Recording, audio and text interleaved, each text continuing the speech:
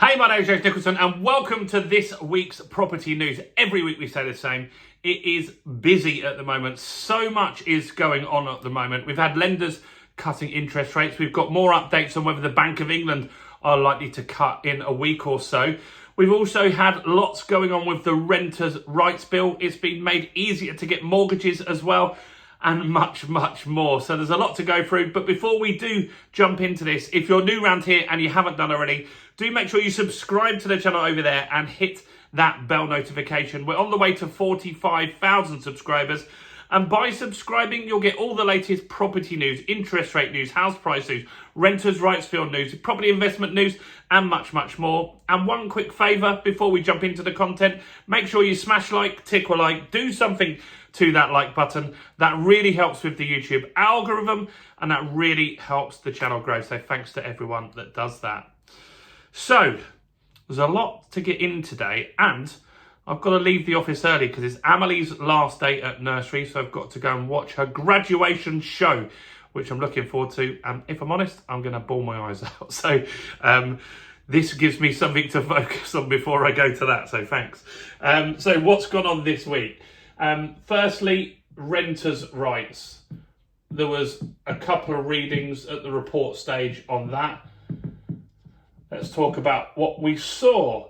So firstly, fines.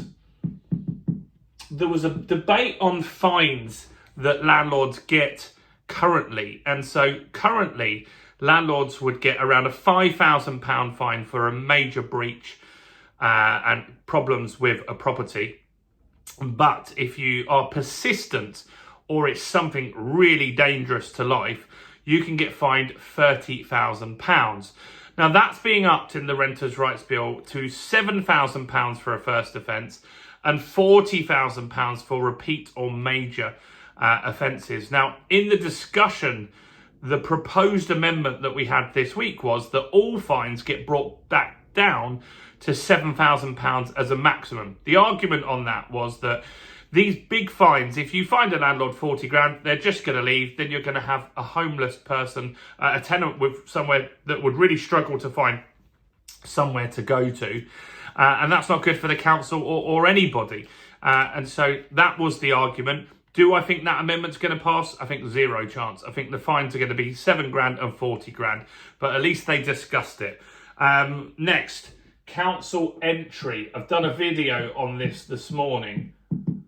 That you should go and check out.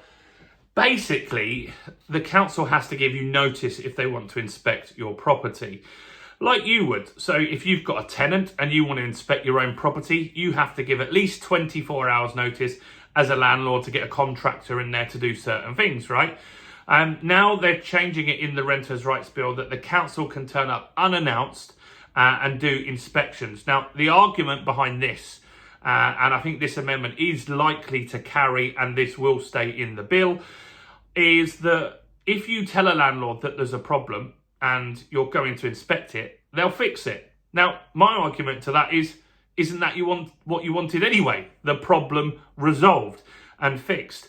The argument by the government is that it should be fixed anyway, and it shouldn't be a problem, and you shouldn't only fix it because you're worried about a council inspection. This had arguments from both sides. People were saying, look, if the landlord can't get into their property at any time, but the council can, that's just going to be another thing that piles up and will make a certain portion of landlords quit the market. And so that is something that's in the bill. I think that's going to stick. Go and watch the more detailed video on that we've got on the channel. Let's talk rents. Did a decent video on rents. ONS data, Office of National Statistics. Rents are up significantly. In the UK, they're up on average 6.7%, which is really high. And that's going to hit people really hard because that's way above inflation.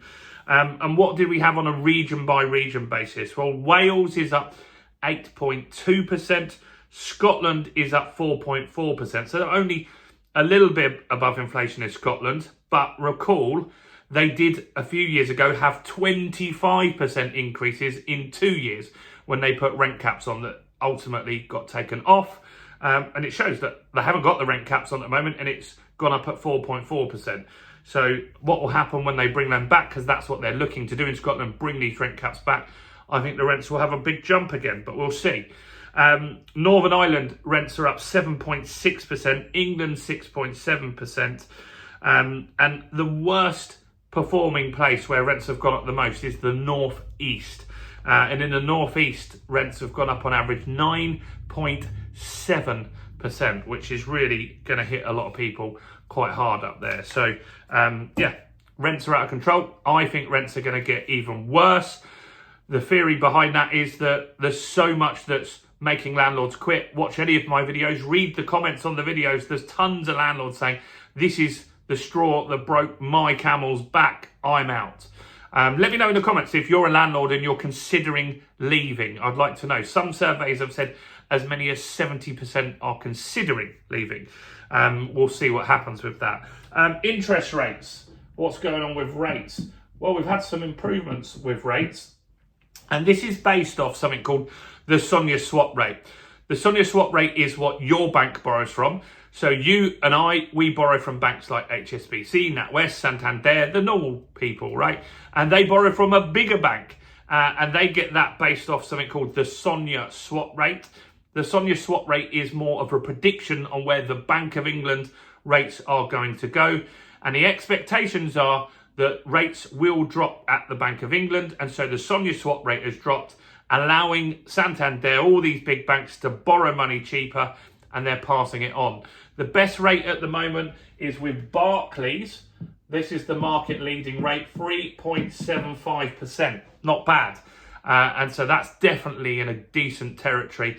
And I think you're going to see rates, it won't be long until you start seeing rates at 3.5% and maybe get down to 3.25% by Christmas. So that could be good if you're remortgaging, looking to buy, or any of those scenarios. So pretty good there. What else have we got in here? Inflation. Inflation data came in this week, and that wasn't good. Inflation was up to 3.6% from 3.4%. The belief was that it'll be 3.5% by the analysts, so it was worse than we expected. Most of it's out of our control. It's things like energy costs, as it always is. Service inflation is still really high. That's because government have increased minimum wage, they've increased the national insurance costs, they've increased business rates, and energy costs are up for businesses. So businesses are having to put their prices up just to survive. And so that's still sticking around in the inflation data. However, the unemployment data is getting worse. Right now, unemployment data is 4.6%. The unemployed rate is 4.6%. That's up, and that's moving up and expected to keep going up. The Bank of England have said, look, our target's 2% on inflation, but we've also got to keep an eye on the jobs market as well. That's very important to us, that doesn't go crazy and get to 5%, 6%, 7% unemployment. That would be really, really hard for a lot of people. So while inflation is going up, unemployment's going up, and that gets me to my next point, which is the rate cut on August 7th. What's the likelihood of that happening? So inflation data came out.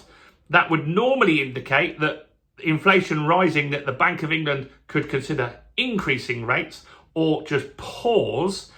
Actually, the markets reacted to the data because they got the unemployment data at a very similar time, and they've priced in the chance of a rate cut on August 7th is now 89%. It was 87%. So they're more confident of a rate cut at any time, and that's very, very likely to go up into the 90s as we get closer. Now, why do we know that that's also quite likely? Because the Bank of England are having lots of interviews. They're being interviewed at universities. They're being interviewed at business conferences. They're being interviewed on news channels like The Times and stuff like that. And on all of those, they're saying rates are on a downward movement. They're moving down, and they're not stopping the market data out there. They're not saying out and out they're not going to cut, and they would say that they're not going to cut. They wouldn't necessarily say we're going to cut. So the they're implying that that's where we're moving towards. And they would, in interviews, they wouldn't say, look, we're basically going to cut. They don't ever say that, but they would change the language if they weren't going to cut, so markets were prepared. So interesting stuff there. So rate cuts, very likely. When I'm in France on the 7th of August, I'll celebrate with a beer with you guys, and we'll see those rate cuts there. House prices, let's talk about those. So in the April data, this is ONS data that we've got here. So this is the official data. The ONS, Office of National Statistics, they gave us data in April that showed that after the stamp duty increase, house prices went down significantly in 1 month. 2.7% down in just a month, which is insane. Now they've bounced back a little bit in May, and we had a big jump, 1.1%. That's a lot in a month. You think if you did that every single month, how crazy it would be at the end of the year. So 1.1% up in May. That also backs up stories that we've been sharing on the channel, where we've talked about mortgage approvals are up, more buyers are coming into the market, so estate agents are registering more buyers. And Rightmove and Zoopla and these places are seeing more activity, more browsers, more people looking to buy property. So that's good. We already had earlier in the year a lot more houses for sale. So now hopefully we've got some buyers to match up with that. And that's positive, definitely good news for the market going forward. So house prices, ONS data is good. What else have we got? Let's talk about the first time buyer stuff. Told you there was a lot going on. So the government is pushing lenders to really relax lending criteria. They're not going to be as strict on affordability. They're also, so before, whatever the rate was, it was around 2.5%. They would check, let's just say you had a 4% interest rate. They would check you could afford it if the rates went up another 2.5% to 6.5% in that scenario. Now that's one stress test they call that. They brought that down, so it's only 0.5% above the rate you're borrowing at. So let's just say you're borrowing at 4%. They're testing that you can borrow at 4.5%. That gets a lot more people approved for mortgages. That's why approvals went up. But they've also made it so you can borrow more times your salary now. So they're letting banks and pushing banks to lend you guys more money. So what they're saying is you can borrow, rather than 4.5 times your salary, 6 times your salary now. That's going to make a massive difference to the amount of money that people can borrow. And that will get the market moving. If you're on 40 grand, you could have borrowed 160 grand. Now you can borrow 240. That's a big difference. And that is going to be felt in house prices and in general momentum in the market. Nationwide also have a first-time buyer's mortgage that you had to earn £35,000 to be qualified for originally. Now you only need to have £30,000. As a couple, you needed £55,000 to qualify for that mortgage. Now, 55 you needed to qualify for that mortgage. That's been dropped to 50. So that's going to bring more buyers into the market. They're also looking at, did you afford your rental payments? Let's just say you've been paying £1,200 in rent. Then the mortgage that you're getting approved for is £1,000. That will go towards supporting that you can afford that monthly payment, which a lot of people are getting rejected or have been rejected historically, because they'll say, look, well, you're outgoing, so you can't afford this. But the people show them on paper, but I can. I've been paying rent for $1,200 every month. You're saying I can't afford £1,000 mortgage. I think that's good. And I think if it gets some people off renting, that's going to take some pressure off the rental market, which, as you saw earlier, is struggling. So lots in the news this week. Let me know what I've missed. Also, make sure you do grab a copy of our new guide. It's called Mortgage Secrets, How to Get the Best Mortgage Deal in 2025. It's a free guide. I've linked it in the comments below and in the description. Grab that now, and that will help you get the best deal, whether you're a first-time buyer, remortgager, buy-to-let. It's got everything covered in there, so do grab a copy of that. Do smash like and subscribe. Also, check out all the other content as well on the channel, including this video right here.